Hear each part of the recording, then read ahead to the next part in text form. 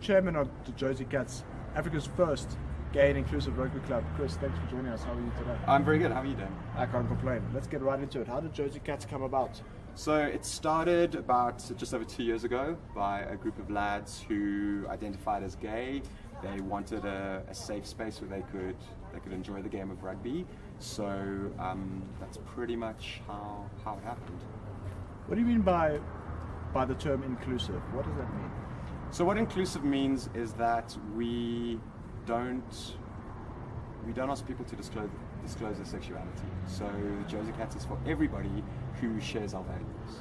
And even when we have men and women joining our club, we don't ask them to disclose their sexuality. So we've got straight players, we've got gay players, we've got bi players, and we've got trans players. How do you go about creating that safe space? Because people can be cruel, there's no doubt about that. So how do you go about creating that safe space? So we start by our values. So some of our values are good sportsmanship, open and honest communication, equality for all, and that is kind of the infrastructure or the architecture of the club. Then what we did is we managed to get some of the best coaches that we could find, and it's a daily thing really, is to breed that culture so that anybody who comes can feel that they are in a safe space where they can be who they want to be and enjoy the game of rugby.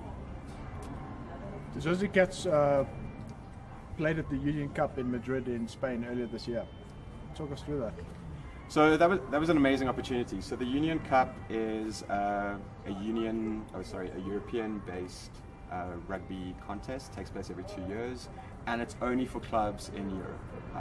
We really wanted to go, so I chatted to one of the organisers, Ben Owens, and he said, "Look, if there is a way that we could get you guys here and break protocol, would you be keen?" And I said, "Yes, of course we'd be keen."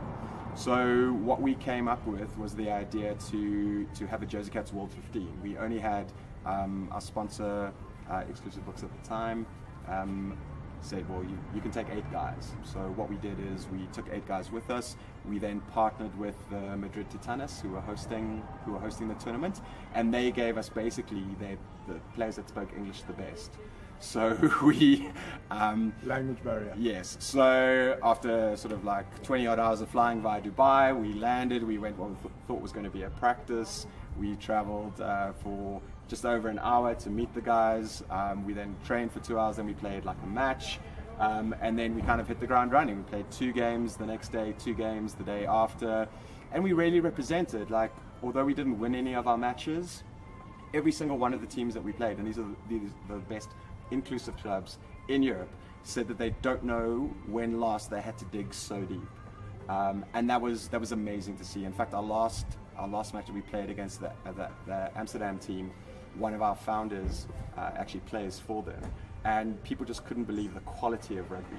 So there's a lot of pressure, obviously, being a South African rugby team, to go and deliver something that is really kind of essential and shows people the dynamic of the game. So yeah, we did ourselves really proud. It's fantastic to hear, Chris. Moving on, how was the feedback from the community view? So Jozi Cats sits at this incredible sweet spot of the gay community, the rugby community, and our geographic community. So which is random, Joburg Northern Suburbs. And by and large, it's been amazing. I mean, we had the opportunity of playing at the Schwane 10s. There were no incidents. And any time we play, I mean, we're looking forward to the Storage Old Boys 10s next weekend. And we're welcomed with open arms. I mean, there's no sort of uncomfortable feeling. The players understand, players that we play against, understand that when you get onto the field, all bets are off. You're there to play rugby and you're there to win. As we end off, Chris, where do you see the direction of Jozi Cats going? That is a good question. What we really want to do is we want to make rugby truly transformed and truly inclusive. But we've got higher ideals. We effectively want to change the sporting code of ethics in South Africa, because at the moment there's no real protection for men and women of alternative sexuality. So we want to start with local rugby. We then want to move to work together with SARU to move towards national rugby, and then finally engage with the sports minister and the sports ministry to make sure that just like people of colour, women, children are protected by our sporting code of ethics, that then extends to members of the gay and lesbian community. Chris, Gamma Media, thank you for spending some time with us today. Thank you, it was my pleasure.